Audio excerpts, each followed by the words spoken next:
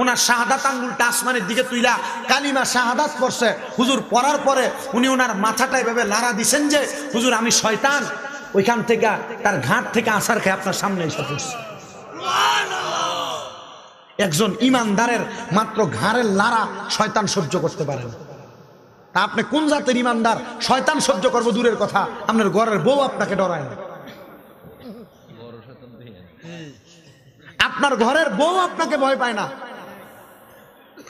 কারণ আল্লাহর হাবিব সাল্লাল্লাহু আলাইহি সাল্লাম নিজে বইলা গেছেন দুনিয়াতে আল্লাহ পাক মহিলাদের সাথে 2টা করে শয়তান নিযুক্ত করছেন, পুরুষের সাথে 1টা করে শয়তান নিযুক্ত করছেন। আপনি ঘরের মাত্র 2টা শয়তানওয়ালা একজন নারী, হুজুর নারীকে অ্যাঙ্কার করলেন না, নারী জাতি সম্মানিত, কিন্তু এই নারীকে আপনি কন্ট্রোল করতে পারেন না, আপনাকে ভয় পায় না, কারণ আপনার খাসিয়ত ইমানি খাসিয়ত না, জান্নাতি খাসিয়ত না।